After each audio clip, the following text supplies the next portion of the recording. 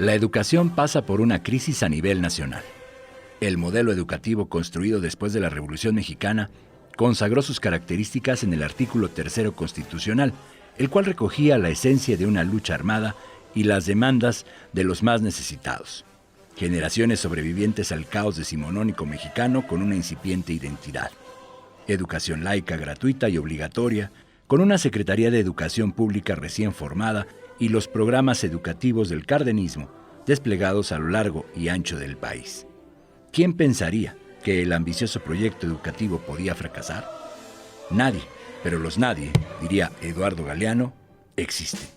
Con años de conflicto sindical, corrupción por doquier, como todas las dependencias gubernamentales, y una infraestructura paupérrima, Michoacán se posiciona actualmente en uno de los últimos lugares a nivel nacional. Por un lado, la ausencia del Estado reflejada en temas de seguridad en los rincones más inhóspitos de la entidad promueve el abandono y el reclutamiento de jóvenes de ambos sexos para actividades delictivas. Por otro, la falta de condiciones para el traslado y la falta de recursos económicos para las familias hace imposible que las escuelas estén llenas. Sin demeritar la repercusión de dichos fenómenos en los índices de escolaridad y analfabetismo del Estado, deberíamos preguntarnos, ¿qué hace entonces la Secretaría de Educación Pública para sortear estas problemáticas? ¿En qué fallan las políticas educativas en el Estado? ¿Realmente nos merecemos el último lugar? ¿Qué pasa con la universidad? ¿No que ya tenemos educación de calidad? Ante todas estas interrogantes y todas las demás que surjan sobre los retos y devenires del modelo educativo nacional y estatal, hoy, en el Sistema Michoacano de Radio y Televisión, 3 alegres conocedores del tema intentarán responder y platicar con peras y manzanas.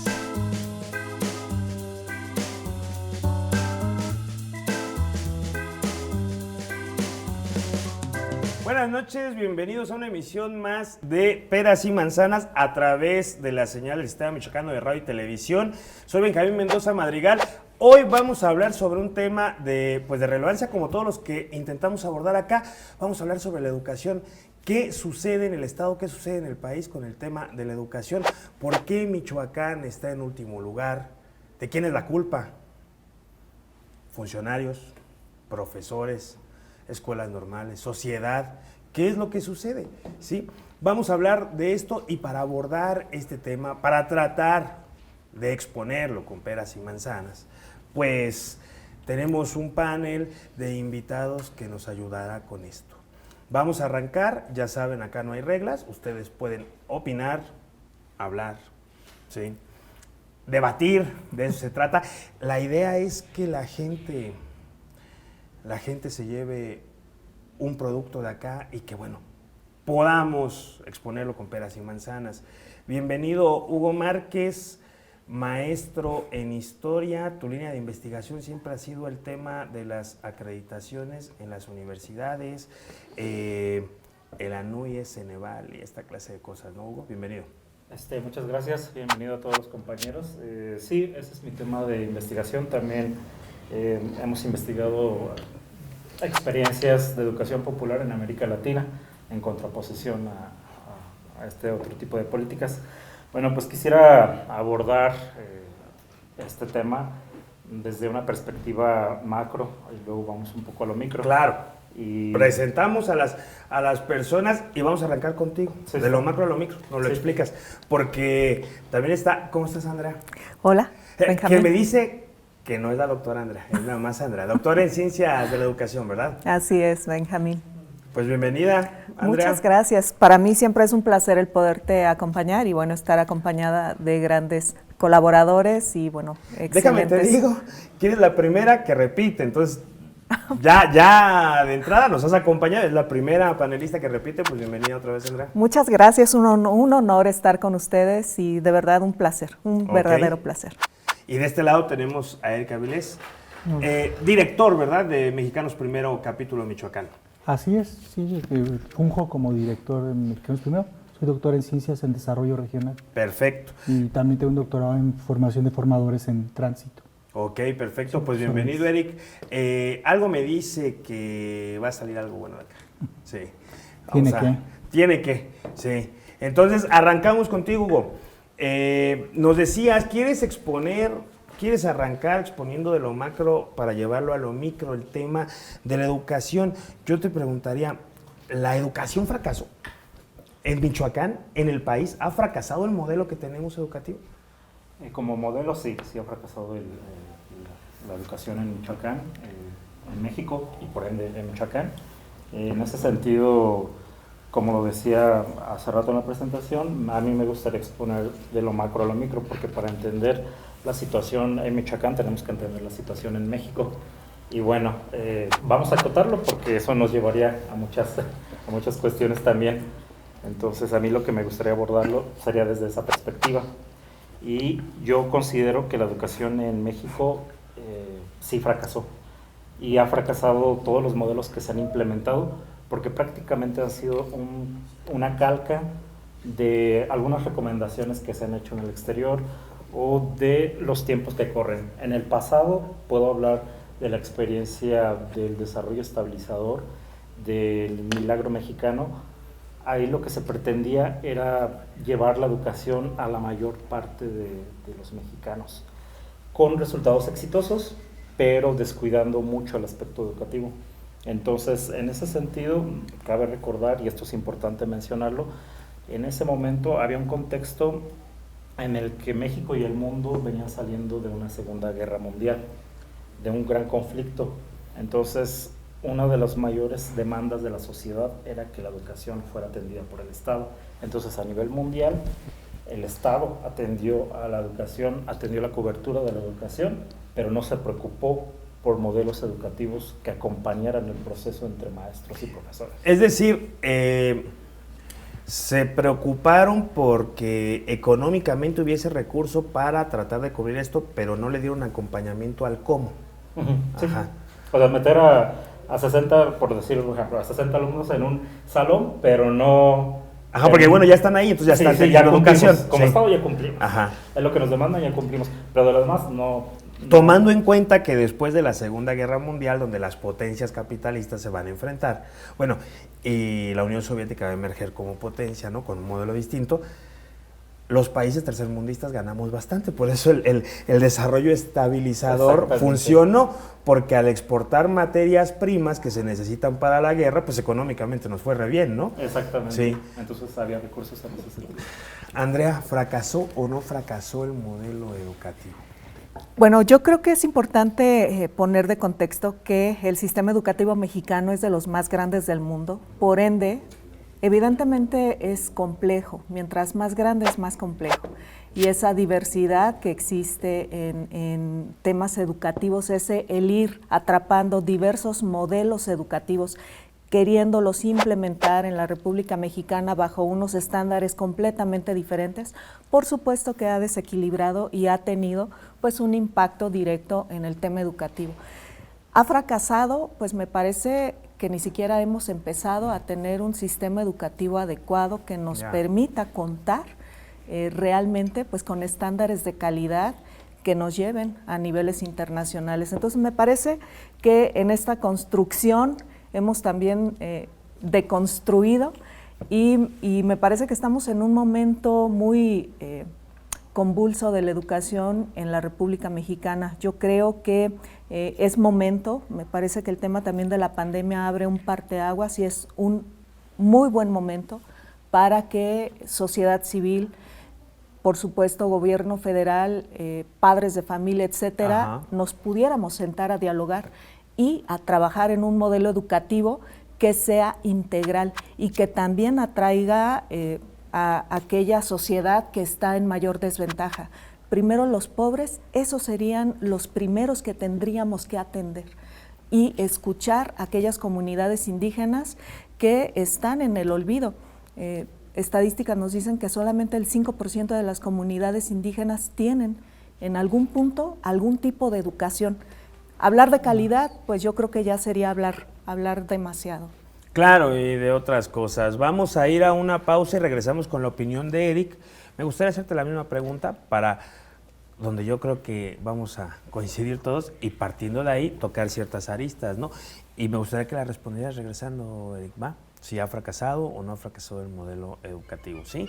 Bueno, vamos a ir a una pausa. No se vaya de acá, esto es peras y manzanas.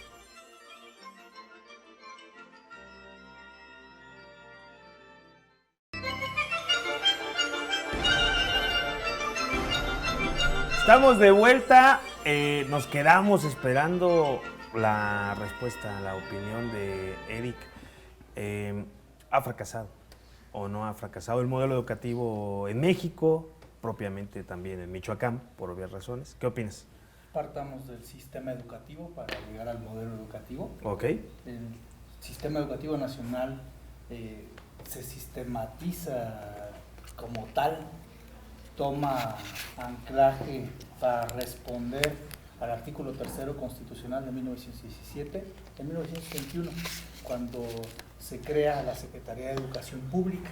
A partir de ahí es cuando se voltea a ver el modelo, la situación, los indicadores. 1921 es una fecha interesante porque justo está la respuesta al primer censo después de esta guerra civil inmensa que dejó millones de muertos y un país desgarrado, destejido, que es el censo de 1920. Ahí se reporta un 90% de analfabetismo. Me parece que es el indicador de ácido para dimensionar cuál era la catástrofe educativa en la cual se vivía. Sumidos en la ignorancia, la dispersión comunitaria, la pobreza, la desigualdad, la violencia, el caudillismo. A partir de ahí inicia una misión gigantesca, lograr a través de una visión que en ese entonces era de laicidad, de gratuidad, de universalidad, el dotar de este servicio que correspondiese a las garantías constitucionales de la Carta Magna emitida apenas hacía 4 años, derivado de la propia forma de composición del gabinete, de los políticos en vigencia. Fue una educación eminentemente socialista, donde se buscó privilegiar la verdad basada en evidencias científicas. Esta visión tuvo una oposición recalcitrante de parte de los grupos de ultraderecha, los ultraconservadores, quienes desataron la guerra cristera, que fue una otra guerra civil cruenta, sangrienta, absurda, que sumió todavía algunos años más a nuestro país en más violencia, en más dolor, en más desgarramiento. Es la que casi no se recuerda, pero es cierto. Exactamente. Pero sucedió. Sus resabios se ven ahora, porque claro, finalmente vienen los partidos políticos que consagran esas ideologías. Claro. En la fundación del Partido Nacional Revolucionario, viene la fundación del Partido Acción Nacional, con elementos confesionales, con cuestiones liberales. Se da esa mixtura durante el periodo de la posguerra, llega la Segunda Guerra Mundial, la visión de General Lázaro Cárdenas del Río, quien hace un esfuerzo inmenso por la educación, el general Francisco J. Mújica, que también impulsa la conformación de escuelas, Moisés Sáenz, José Vasconcelos, Jaime Torres Bodet, grandes educadores que hubo, que estuvieron ahí participando para lograr que México no se fuera al hoyo. Empero, tenemos que hacer un corte, tenemos que hacer una evaluación, tenemos que verificar qué pasó. Hoy en Michoacán, de cada 100 estudiantes que entran a primero de primaria, se gradúan en tiempo y forma de universidad. Sí, ahí... Sin titularse, 8 de cada 100. Ahí es donde... Ese es donde podríamos verificar y ahora sí evaluar, como lo decía sí. Hugo, la doctora Andrea, si hay fracaso o no hay fracaso. Ahí es a donde quería llegar. Exacto. Porque efectivamente hace algunos días se hizo la evaluación y se pone a Michoacán en el lugar 32. ¿Cómo llegamos a esa evaluación? Yo por eso preguntaba, cada uno dio su postura. Considero que estamos en la misma, ¿no? La mayoría. Porque no se habla, por ejemplo, de cuántos quieren entrar a la universidad y no pueden. Por ejemplo, ¿no? De que las universidades públicas no están centralizadas. Al menos en el caso de Michoacán, salvo un campus o dos, todo está en la capital. y alguien que tiene que viajar de la costa desde Aquila o Coahuayana 7 u 8 horas, se le complica, incluso es más fácil ir a la Universidad de Colima, pero ¿qué creen? Tampoco es tan grande, no puede admitir a tantos, y además las condiciones precarias de la economía en las cuales seguramente la mayoría de las personas en esa zona del país viven, pues no les da. Entonces, eso en el tema universitario. Ahora vámonos a la cuestión básica, ¿no? Primaria, secundaria, ¿cuánta deserción hay? ¿Cuántos pueden ingresar? ¿Cuántos no? Entonces, digo, allá me interesaría llegar, ¿no? ¿Qué hacemos entonces, Hugo? ¿Cómo se puede? ¿Cómo lo atacamos? Porque creo que estamos de acuerdo los cuatro, ¿no? Aquí hay un tema ha fracasado, y entonces... Sí, ¿qué sigue? Exactamente, ese es un tema muy interesante. ¿Qué es lo que sigue? ¿Cómo podemos atenderlo? Y principalmente en esta cuestión de la educación básica y la secundaria. La UNESCO hizo un estudio, un seguimiento desde el 2000 al 2015, presentó los resultados en el 2015 con 6 aristas a evaluarse. Me parece que es las infancias, precisamente esto que hablamos de la educación básica, el acceso a la educación básica, la equidad en la educación y otros, son 6 puntos en general que tienen que ver con la cuestión educativa. Bueno, de esos 6 puntos que manejó la UNESCO y que hizo el estudio y el seguimiento de estos 15 años, llegó al resultado de que México solo cumplía 2 de las 6, cuando cumplir las 6 es lo mínimo requerido. Y en América Latina, en toda América Latina, ningún país cumple la totalidad. Algunos cumplen 5, algunos 4, 3, 2, 1. Hay países que ni siquiera cumplen alguno de esos requisitos. Cuba es el único país que cumple todos los requisitos de la UNESCO. ¿Qué es lo que tenemos que hacer? El tema de la evaluación es un tema importante porque nos fija en dónde estamos parados, y Michoacán es uno de los es uno de los estados, el más rezagado de todos, pero también es uno de los estados que tiene más indígenas, o una población importante de indígenas, lo que acabas de mencionar. La Universidad Intercultural, lamentablemente, es una universidad que ha sido atacada por mucha burocracia que realmente no ha cumplido su función. Aparte de que tenemos que hablar de que las universidades interculturales fueron hechas a conveniencia del gobierno, sin un diálogo con los indígenas, simplemente por cumplir, también como en el pasado, por cumplir, le daban educación a todos, por cumplir se crearon las universidades interculturales que supuestamente iban para atacar el problema del rezago educativo en la población indígena, pero que pues, lamentablemente no se les ha dado el apoyo necesario. Es esta visión los voy a civilizar, ¿no? O sea, los voy a desarrollar, voy a decirles cómo tienen que ser. Exacto. Y ahí está, y si no lo toman, pues es porque no quieren, porque viven en la Edad Media. Porque esa idea se retoma en la mayoría de las minorías, ¿eh? Sí.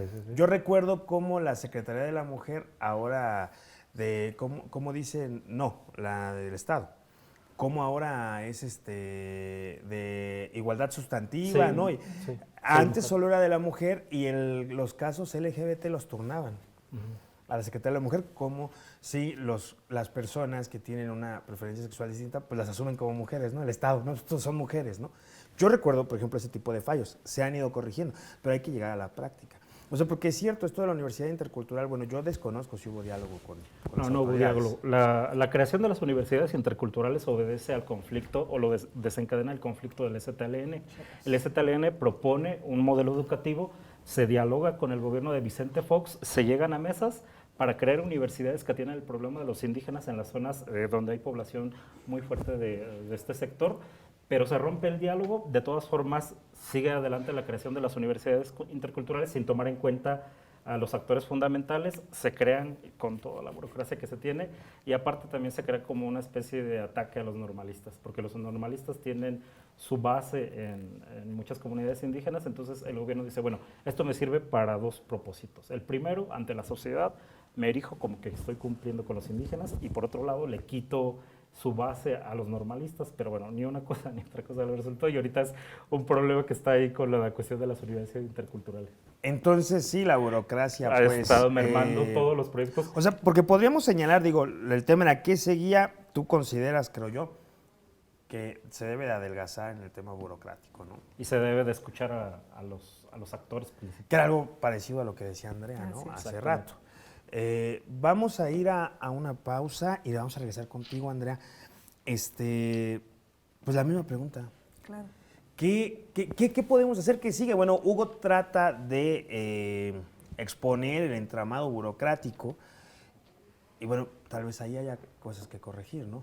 Pero el punto es que el ciudadano de a pie, nosotros salimos, la gente que está allá afuera, se le tiene que dar una solución, ¿no? O sea, no es como el tema, esperemos a que la burocracia se adelgace, que también hay que decirlo, hay compañeros burócratas que son muy buenos. Claro.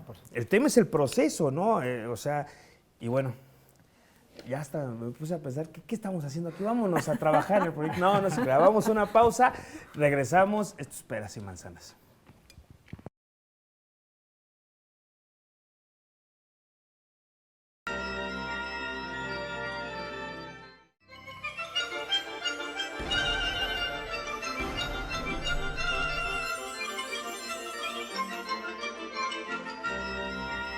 Estamos de vuelta y vamos a escuchar a Andrea.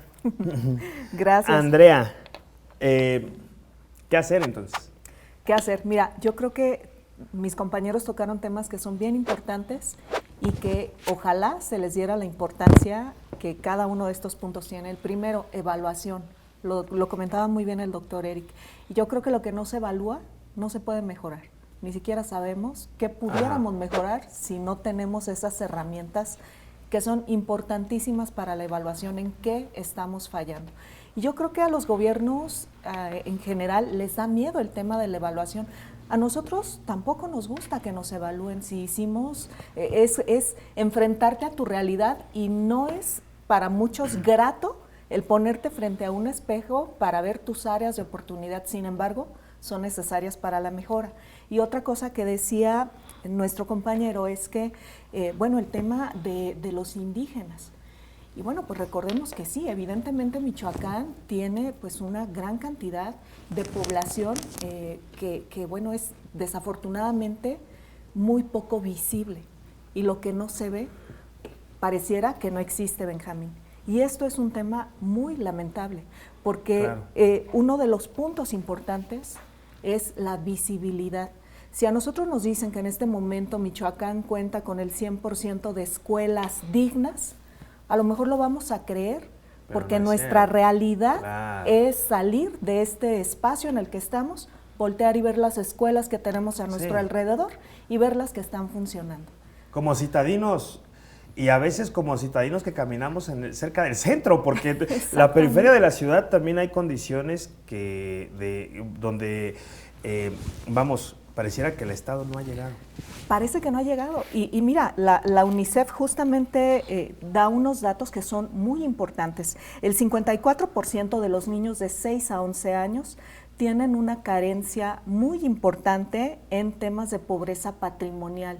Y de ese 54%, el 25% son niños que en muchas ocasiones no tienen que comer. Y esta es una realidad que también nos lleva a pensar que si no hay algo que llevar a tu casa como alimento, mucho menos hay un interés o unas ganas o la intención de llevarlos a la escuela. Entonces, claro, esto, Benjamín, va de la mano, el tema de la pobreza, el tema de nuestras comunidades indígenas y el tema de la evaluación de todos estos procesos que en muchos casos se han echado a andar, pero que no sabemos a ciencia cierta si han funcionado o no. Pues me parece que esto hace un caldo de cultivo que nos lleva a replantearnos por qué estamos en Michoacán en el lugar número 32. Claro, creo que es como una suma, ¿no?, de cosas y precisamente va generando un caldo de cultivo, porque no podemos negar o esconder la desigualdad. Y eso, bueno, yo no soy el que sabe, ¿no?, pero desde mi punto de vista creo que es lo primordial. Eric. Es que es ahí donde reside la situación. Más allá del sistema, de la efectividad del sistema educativo o del fracaso, del acierto de los modelos, representaciones, constructos necesaria, imprescindiblemente reduccionistas de la realidad, del modelado de la sociedad futura que aspiramos a construir, de la formación del sujeto posible, tenemos una crisis diagnóstica previa que tenemos que reconocer. ¿Cuál es la postura epistemológica del gobierno de México? ¿Cuál es la actitud ante el conocimiento, ante la verdad, ante la realidad del gobierno de Michoacán, de los gobiernos municipales, de la ciudadanía? No podemos seguir jugando a las avestruces. No podemos negar la realidad. Partir de que las evidencias fácticas nos permiten conformar un mejor modelo, mejorar un sistema educativo, reorientar los esfuerzos de una manera más precisa, más exacta, más efectiva, generar economías de escala, compras inteligentes, consolidadas, indicadores de desempeño y demás, nos permite trabajar rumbo a alcanzar los objetivos. No hablemos ahorita de calidad ni excelencia, solamente hablemos de hacer que las cosas sucedan, de que si el sistema educativo está orientado para generar universalidad, inclusión, laicidad, gratuidad, pertinencia en el sistema educativo nacional para todos, para todas, con el enfoque de que todos y todas, aún teniendo una discapacidad, perteneciendo a una minoría, a una etnia, por género, por preferencia, deben de tener educación. Pero vemos las cifras. Decías abandono, último lugar en Michoacán, tenemos un esfuerzo heroico en educación básica. En primaria no hay último lugar en deserción, abandono escolar. Yo detesto la palabra deserción. Es un concepto militarizante. Claro, los estudiantes como, no desertan. Como la educación. Un menor de edad no deserta. No pretendan ponerle un casco y un uniforme a un niño de 6, 8 años y decirle, te fuiste, desertor. Claro. Esa es una falacia de lo más repugnante que ha generado el Estado mexicano al usar la palabra deserción para cualificar a los estudiantes que abandonan la escuela, pero no la abandonan ellos, el sistema los abandona. ¿Quién los dota de uniformes, de programas socioeducativos, de alimentación? Comida, sí, alimentación. O sea, lo básico, acá está el escándalo de la jornada ampliada y la alimentación. Es correcto. Ayer, hoy 1 de abril, se ganó un amparo, se suspendió el programa La Escuela es Nuestra en todo el país, derivado de una orden judicial por un amparo que presentó Mexicanos Primero, porque el programa La Escuela es Nuestra le retiró la alimentación, el desayuno y la comida a 3.6 millones de estudiantes, 74,000 estudiantes en Michoacán, más de la mitad en situación de pobreza. Ese tipo de cuestiones son las que ya no se pueden negar, ya no podemos seguir retrocediendo a adelgazar el Estado. Tenemos que robustecer las garantías para los estudiantes, para las niñas, niños y jóvenes. Tenemos que lograr dotar a los maestros de las mejores condiciones para que realicen sus labores, para que sean los líderes en el aprendizaje, para que se den el acompañamiento socioemocional, por supuesto. Y sí, apenas vamos en educación básica. En educación secundaria es en donde está el abandono, no en primaria. En primaria es el esfuerzo heroico. En secundaria, 1 de cada 9 estudiantes que se matriculan en Michoacán abandonan la escuela por las situaciones ya dichas. Pero donde viene el verdadero fraude es en educación media superior y superior. Si hoy todos los estudiantes, o todos los jóvenes, mejor dicho, en edad de poder cursar una carrera universitaria, acudiesen a la universidad, a las interculturales, a las normales, a las privadas incluso. No caben. Más que eso, solo hay una silla para 1 de cada 4. Por eso digo, es no el caben. Juego de las sillitas calientes. Ajá. Es un esquema Ponzi fraudulento, totalmente fraudulento, como la serie de Netflix del millonario Leviev. Nos presumen que podemos acceder a un esquema de movilidad social, a tener... Y que tampoco garantiza la movilidad social ser estudiar en la universidad. Eso, ese es otro tema. Pero, sí, pero digo, también pero sucede, ya y nos venden esa idea, ¿no? Sí, exactamente. Claro. Es la farsa de la meritocracia cuando está instalada sobre cimientos falsos. Por eso decía, ¿cuál es la postura epistemológica? ¿Cuál es la actitud frente a la verdad, frente a los hechos objetivos que declara consustancialmente con la toma de posesión el gobierno mexicano, el gobierno del Estado, los ayuntamientos, la Secretaría de Educación? Desde ahí tenemos que partir para poder ahora sí reconstruir la realidad, para poder ahora sí modelar, como lo decía Hugo, y poder seguir adelante en un sistema educativo orientado a cumplir el modelo, a garantizar lo constitucionalmente irrenunciable para todos y seguir adelante.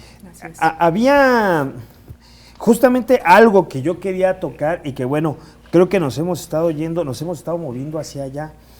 Efectivamente, ¿qué sucede con las escuelas? ¿Realmente caben todos? Porque bueno, hay una garantía, bueno, se tiene que respetar, en teoría tienen que darnos el acceso a la educación. Y esto es algo que yo desde que era universitario veía. O sea, primero, quien entra a la universidad es privilegiado.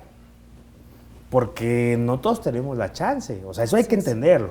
1 de cada 4. Sí, y después, quién termina la licenciatura y después quién se titula y después quién consigue trabajo, porque la movilidad social hace 40 años o 30 tal vez funcionaba cuando tú estudiabas algo, ahora ya no es garantía. Pero entonces, ¿quién debería de darnos la garantía de tener trabajo cuando egresamos? Se supone que tendría que ser un mecanismo en conjunto del Estado, iniciativa privada, etcétera, pero con el adelgazamiento del Estado en el neoliberalismo, pues hemos llegado a esta parte, ¿no? Donde pues todo es competencia y yo puedo tener un doctorado en administración de empresas, pero llego a Coca-Cola y me dice, no, la meritocracia, aquí ya hay un gerente que tiene miles de años, usted vaya a producción y si le echas ganas 10 años o 15, puede subir, ¿no?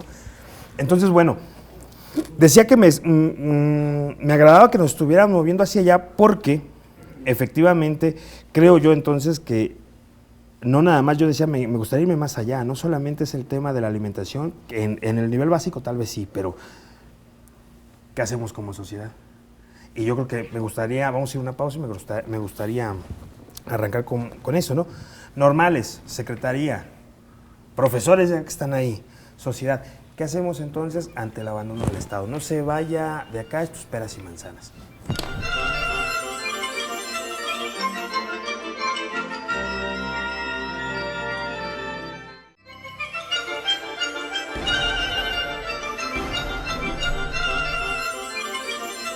Estamos de vuelta. Yo decía, antes de ir a la pausa, bueno, me gustaría que Hugo pudiera explicar, bueno, intentar explicar con peras y manzanas esto, ¿no? Entonces, ¿qué estamos dejando de hacer? O sea, ¿qué es, cuál es el camino a seguir?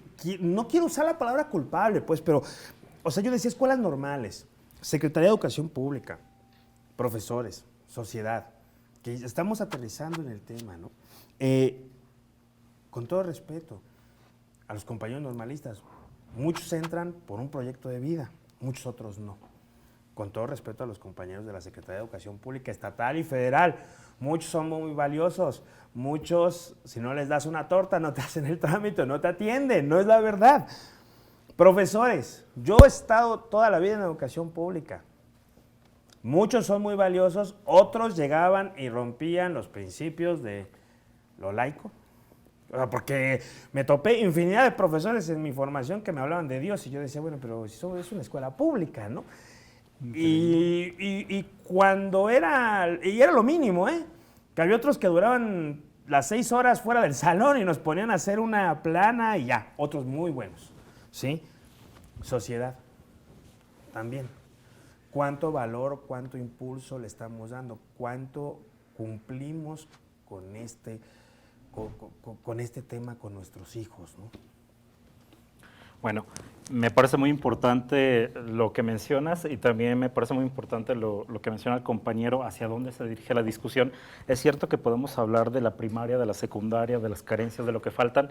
Cuando yo mencionaba el estudio de la UNESCO del 2000 al 2015, que había 6 puntos que se evaluaban en términos de educación, y cuando dije que solo México había cumplido 2 de esos 6, precisamente 2 de esos 6 puntos es en términos de educación básica. Es decir, como dice el compañero, faltan muchas cosas. No es perfecto el sistema educativo básico en México, pero creo que es donde mejor o más o menos se ha cumplido los parámetros que se requieren. Entonces, me parece muy interesante que dirija la discusión hacia la educación superior, porque precisamente es donde está la gran crisis que hay en la educación en México. Vamos a explicarlo con peras y con manzanas. El compañero dice, la deserción no me gusta porque es un término que hace referencia a otras cuestiones, pero es que la educación, de hecho, está lleno de términos que casi no corresponden a la pedagogía, empezando por el tema de la calidad. No hay un pedagogo histórico del pasado o del presente que utilice el tema de la calidad. Un teórico de peso, porque, o sea, claro, me topa Aguilar Camín escribiendo sobre eso y él va a poner calidad, ¿no? Pero, sí, pero háblame de Piaget, háblame de Vygotsky, háblame de Montessori, de Freire, sí, o sea, Macabeco, Freire, sí. Nadie habla de la calidad educativa. Es un término que se empezó a utilizar en la década de los 60 por economistas estadounidenses. Claro. Para hablar de la cuestión de la eficiencia, y que ponen en el centro de la discusión a la evaluación como fin, cuando debería ser un medio. Ajá. Y en México, en el 2009, para ser exactos, Pues un actor político que es muy importante en la actualidad y que tenemos que mencionar aquí con nombre y apellido, Claudio Javier González, escribió un documento. Se parece a Magneto, ¿han visto? A la serie de los 90 de los X-Men. Sí. Magneto, sí. Pues él escribió un documento, mira aquí lo tengo, en el 2009, que sirvió para que se hiciera el documental de Panzazo, que se llama... El de Loret de Mola, ¿no? Sí, el de Loret de Mola, que presentó Loret de Mola. Bueno, ahorita no tengo el documento, estaba buscándolo, pero bueno, presentó un documento donde invita al gobierno mexicano a evaluar a los maestros con un carácter punitivo. Y esto se coincide con los análisis que hace la Organización para el Comercio y el Desarrollo, la OECD, que también elaboraron 15 puntos para que el Estado mexicano implemente la educación mexicana, y en el inciso H dice, se tienen que hacer evaluaciones a los maestros, y si los maestros no aprueban estas evaluaciones, se tiene que expulsar a los maestros del sistema. Y corrígeme, esto entra en el 94, yo recuerdo con la... No, el libre comercio, es cuando sí, en México cuando se entra la OECD, recuerdo los textos de Hugo Aboites, ¿no? Sí, o sea, exactamente. Y en el 2000 ya se empiezan a aplicar las evaluaciones de PISA, que son muy importantes. La evaluación es fundamental, pero si tú utilizas a la evaluación como un fin y no como un medio, provocas lo que ahorita está pasando con las universidades en México, con la cuestión de las acreditaciones, con los normalistas, el carácter punitivo. Tú le dices a un maestro de la Sierra de Oaxaca o de la meseta purépecha que si no pasa el examen 2 veces, a la tercera pierde su ingreso familiar y pierde el sostén de su familia, pues eso es una presión enorme. Tiene que dar clases, tiene que prepararse, porque si reprueba una vez, en el pasado, pues tenía que tomar cursos y luego, o sea, son muchas cosas. De hecho, hubo demandas en el pasado por esta situación y la Suprema Corte de Justicia resolvió que el derecho de los trabajadores no estaba por encima del derecho de los niños a la educación. Entonces, ¿de qué me estás hablando? ¿Una competencia de derechos? O sea, no se trata de cuál es el derecho más importante, sino que los derechos se respeten. Entonces, en ese sentido, si la evaluación se toma, repito, y no me canso de insistir, como un fin y no como un medio, entonces vas a provocar que el carácter punitivo se extienda en la educación superior, con los normalistas, y que los maestros, en vez de escucharte, te rechacen, y se genera ahí un conflicto que a nadie nos conviene, porque los maestros son parte fundamental de la estructura educativa en México. Y también es importante la cuestión de las universidades, que se habla muy poco, pero que es fundamental. ¿Las acreditaciones para qué sirven? Las acreditaciones sirven para decir que una escuela es de calidad, pero realmente los parámetros que te pide es el número de alumnos que tienes. Y luego dices, bueno, calidad, está bien. Cuando tú dices que un médico se egresó de una facultad con calidad, dices un médico de calidad, un arquitecto de calidad. Pero bueno, ¿qué hacemos los estudiantes que egresamos de las humanidades? ¿Qué es un filósofo de calidad? ¿Qué es un historiador de calidad? Un historiador de calidad, ¿en qué se diferencia de un historiador del pasado? O sea, entonces estamos en esa tesitura, ¿no? Es mejor ya de turista, ¿no? Me imagino, no sé. No sé. Entonces, hay que tomar énfasis en esa situación, la evaluación. La evaluación es muy importante para definir cuál es el rumbo que queremos en el sistema. La evaluación es necesaria porque te marca las áreas de oportunidad que tienes para poder crecer, para poder evidentemente poner en un contexto real cuáles son esas áreas de oportunidad, pero no como un sistema pues que tenga que ser el fin, no ese es el fin. Pero bueno, regresando al tema de la educación, pues yo creo que el tema de la educación y bueno, nuestra Constitución es tan hermosa que nos marca muy bonito en el artículo 3 constitucional esa oportunidad que deben de tener todas y todos de recibir una educación básica, universal, gratuita, etcétera, etcétera, pero definitivamente pues se queda en papel. Nos vamos a la realidad que estamos viviendo en este momento y nos hemos dado cuenta también a raíz de la pandemia que tenemos una brecha importante y muy desagradable para poder tomar en cuenta que realmente esa brecha que tenemos es muy grande entre los que no tienen nada, claro, y los que tienen pues a lo mejor mayores oportunidades educativas. Ahora, hablar de educación de calidad, pues yo coincido con el doctor Eric, sería otro tema, porque definitivamente pues ahorita lo que queremos es buscar un mecanismo que nos permita que exista lo necesario para que nuestros alumnos y alumnas tengan educación. ¿Qué me parece sí algo importante de mencionar? Y yo también estoy preocupada con el tema de las escuelas de tiempo completo, que me parece que debería de fortalecerse ese tipo de sistemas de esfuerzos que se hicieron durante muchos años, ya que esto garantizaba que mínimo estos alumnos que están en esas escuelas de tiempo completo iban a tener pues educación y un alimento diario. Y ese alimento, 2 alimentos, doctor, 2 alimentos, perfecto, 2 alimentos. Y esos alimentos, pues a lo mejor era lo único que iban a recibir en todo su día. Entonces, el garantizar que estos alumnos sigan manteniendo este tipo de escuelas de tiempo completo es fundamental. ¿Y cuál es mi preocupación? Y la quiero dejar en la mesa. Este esfuerzo que está haciendo el gobierno de Michoacán por mantener las escuelas de tiempo completo me parece excelente. Sin embargo, siento que va a ser solamente a corto plazo. ¿Qué sería lo ideal? Pues bueno, que hubiese un presupuesto destinado para estas escuelas de tiempo completo, lo cual permita que en el cambio de gobierno, que en algún momento se dará, no esté condicionado a un nuevo gobierno el que estas escuelas se sigan manteniendo, por el bien de todas y todos los niños de nuestro estado de Michoacán y de muchos estados que en este momento, por ejemplo, las escuelas de tiempo completo, Chiapas no se ha pronunciado por llevarlas a cabo. ¿Por qué? Pues porque no tienen los recursos económicos para mantener a este tipo de escuelas. Entonces esto me parece un atentado a la educación y me parece importante que se ponga también en la mesa como un tema que tiene que tratarse y tratarse de fondo. Claro, vamos a ir al último corte, regresamos con él para las conclusiones. Arrancas por las conclusiones, luego nos vamos con todo con Andrea y terminamos. No se vaya de acá, espera si más.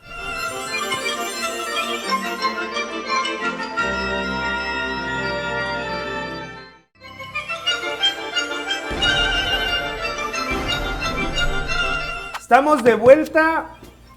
Eric, ¿qué conclusiones podemos sacar de todo esto con peras y manzanas? Poner a las niñas, niños, adolescentes y jóvenes al centro, lograr que el sistema educativo efectivamente funcione, entrada, salida y un diferencial, un cambio, una transformación, un educare, un sacar de dentro las mejores condiciones, cualidades, los sueños y aspiraciones realizados para cada ser humano en formación. Esa sería, creo que la gran misión, el gran objetivo que podríamos poner, de acuerdo con lo que señala la Constitución, para el sistema educativo michoacano. Hay muchas acciones por emprender, hay que, reitero, reconocer la realidad y transformarla, porque la realidad no nos gusta. Educación básica, dijimos, indicadores de cobertura, de abandono escolar, de la tasa de eficiencia terminal, que es catastrófico, pero no podemos seguir así. Tenemos que recuperar. Creo que a 6 meses el gobierno del estado de Michoacán ha hecho un esfuerzo muy importante. Hay primeros pasos y logros, el pago puntual a los maestros, los avances en la federalización de la nómina educativa, el diálogo con los actores y, por supuesto, el tema de una reforma distinta, el ¿no? intento de recuperación de la rectoría de las normales, que me parece todavía los temas que estoy poniendo sobre la mesa están en movimiento y no están escritos en piedra ni están resueltos, pero se han dado pasos importantes. Creo que el gobierno del estado de Michoacán hace falta, reitero, sostener, redoblar esfuerzos, considerar las opiniones de los actores, de los expertos, de los analistas, de la academia y sobre todo de los actores de las comunidades educativas. Pasar del enfoque de gobernabilidad al de gobernanza, lograr que haya un diálogo entre comunidades de padres de familia, de estudiantes, de maestros, de personal de apoyo a la educación, para que ellos también sean los que tomen las decisiones. El modelo de escuelas de tiempo completo que extinguieron en 2020 y que ha subsistido mediante amparos en el programa La Escuela es Nuestra, tiene esa característica. El mismo programa La Escuela es Nuestra tiene los comités escolares de administración participativa donde todos deciden. Pero hace falta multiplicar estos esfuerzos y que dejen de ser en educación superior, como bien lo dice Hugo, las certificadoras, las que se apropian de la discusión. Las que dicen estos son los 7, 10 indicadores y vamos a trabajar todos, que sean las reglas del Sistema Nacional de Investigadores de PROMET, las que orienten la pertinencia, la profundidad, la duración de las investigaciones científicas. tenemos que romper ese cerco efectivista y poder regresar a reconstruir nuestra realidad Que y a investigar. Como dices tú, en el tema de la educación básica, la escuela nuestra ha buscado eso, pero el tema es que no lo ha logrado, porque hay un montón de cosas que señalar, ¿eh? Sí. O sea, yo creo que es una buena intención, un buen programa, pero Sí, sí. ha habido, y en Michoacán y en todo el país, ¿no? Señalamientos incluso de corrupción Durísimos. que tienen que ver con personalidades propias, ¿no? Que parece que se adueñan del programa y que luego andan extorsionando hasta la mesa directiva de padres y que tiene que ser el arquitecto que yo te pongo, etcétera, ¿no? Y digo, yo creo que el programa, uno lo lee y está bueno, el tema es la operatividad, ¿no? Sí. Así Sí. es. Hugo. Exactamente, como conclusión y precisamente señalando esto, por ejemplo, la escuela de tiempo completo y otros muchos programas son muy buenos. O sea, no creo que haya alguien que los lea y que diga, bueno, yo estoy en contra de eso. ¿Quién va a estar en contra de que se le den los alimentos? Pero precisamente lo que mencionas, la operatividad, yo sinceramente siento que sí, ahí sí falla el gobierno en ese sentido, en los tres niveles, ¿no? En sus Y tres niveles, en los tres poderes. en la necesidad de combatir la corrupción, como que a veces dice, bueno, estos programas operativamente pues son un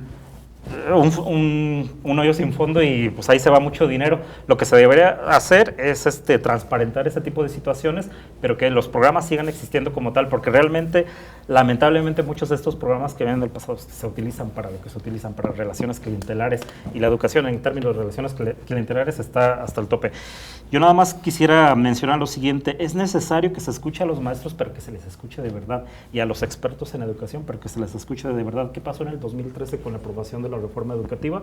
Que se hicieron foros consultivos de educación con expertos en la materia educativa, y al final agarran el documento, lo guardan, lo archivan y no toman ni una coma para agregarlo a la reforma educativa, y solo toman en cuenta la opinión de los empresarios que estaban apoyando al gobierno de Enrique Peña Nieto. Bienvenida a la opinión de los empresarios, pero se tiene que tomar en cuenta la opinión de todos, no nada más de unos. Entonces, ¿de qué sirve que nos dirijamos a un gobierno en el futuro, en el presente, que escuche la voz de los expertos y nada más los utiliza para darle, ¿cómo decirlo? Simular. Pues para simular, para darle visibilidad a que estamos tomando, legitimar los foros, legitimar las reformas. No, hay que tomar en cuenta de verdad a los expertos, a la opinión de los expertos. Por ejemplo, nada más cierro con esta cuestión de las pruebas PISA. Creo que México los reanudó y está bien que los reanude. Yo estoy de acuerdo que reanude. Como dice la compañera, si no hay evaluación no puedes saber en qué fallas o en qué estás haciéndolo bien. Pero, por ejemplo, la cuestión de las pruebas PISA está basado en un método matemático que se llama el método Rasch, de George Rasch, de la Universidad de Copenhague de Dinamarca. Uno de su alumno más destacado y que es emérito ahí en la Universidad de Copenhague, critica mucho ese método porque dice que hacen evaluaciones que no están bien hechas, y que, por ejemplo, si tomas ciertos parámetros, Canadá, que puede estar en el número 8 del mundo en términos de educación, si tomas en cuenta ciertos parámetros, lo puedes mandar al lugar número 40. Entonces, son muchas críticas que se vienen en ese sentido. Y también, por ejemplo, la evaluación hay que hacerla de verdad. En Nueva York se aplican exámenes PISA a los alumnos de primaria, de secundaria, de 3 horas. Esas no son pruebas de conocimiento, esas son pruebas de resistencia. Entonces, hay muchas cosas que mejorar. Bienvenido. Yo me alegro porque como que se había dicho ahí que México se iba a salir. Afortunadamente, creo que no se salió hasta donde tengo entendido, pero hay que también impulsar desde México, desde el gobierno, desde las escuelas, un conjunto para que podamos todos participar en la transformación de la educación y que no nada más quede en manos de un solo actor. Ok, Andrea, tu conclusión. Gracias. Pues yo creo que la invitación es que se deje de tomar a la educación como rehén para el beneficio de algunos cuantos sectores, grupos, etcétera. Esa es una. Y la otra, yo creo que la educación necesita vocación. Y mientras se le dé ese sentido vocacional a la educación, yo creo que vamos a tener muy buenos resultados. Así es que hay mucho que trabajar, también reconocer el esfuerzo que se está haciendo en este momento del gobierno de Michoacán, me parecen pasos importantes y que, bueno, pues vamos a esperar a que se materialicen, pero me parece que en este momento pues se está tomando al toro por los cuernos y esto pues puede llevarnos a un buen puerto en temas educativos. No los vamos a ver de inmediato porque hay que decirlo a la ciudadanía. Estos temas se van a ver a un mediano o largo plazo. Claro que sí. Ojalá, yo digo, cerrando nada más, hay un concepto, ¿no?, enajenación del trabajo que desde el siglo XIX lo exponían, y creo que el tema vocacional pasa por ahí. En una sociedad donde todo es mercancía, a veces el trabajo lo asumimos como algo ajeno y no nos gusta. Ajá. Alienación. Perdón, alienación, es cierto. Y lo vemos como algo ajeno. Y entonces, pues ya no lo tomamos en serio. Y entonces el tema vocacional pasa, por eso yo decía, por otro lado, ¿no? Y entonces tú eliges tu trabajo por el tema económico. Así es. Y hay un montón de aristas, ¿no? Muchísimas otras cosas que poder mencionar. No hablamos de la educación privada, por ejemplo, donde los profesores viven condiciones horribles y nunca se toma en cuenta, donde muchas escuelas hacen lo que quieren. Así es. No hablamos de temas en la universidad como el acoso sexual, por ejemplo, que ocurre y que nos vienen a plantear que son... Hoy justamente estaba viendo que la Facultad de Medicina estaba acreditada. Sí, exacto. Y es una de las de donde más denuncias de acoso sexual ha habido, ¿no? El acueducto está lleno de la Facultad de Medicina. Ve, o sea, entonces, sí, digo, muchas otras cosas. Ojalá podamos hacer un segundo programa con ustedes tres. Por el momento, pues se acabó el tiempo. Yo soy Benjamín Mendoza Madrigal, me despido. Muchas gracias por habernos visto. Ojalá esta emisión de Peras y Manzanas, esto que hablamos hoy, le sirva de algo y lleve estos temas a la discusión pública. Recuerde que su mejor opinión siempre será la de usted. Buenas noches, arriba los pobres del mundo, de pie los esclavos sin pan.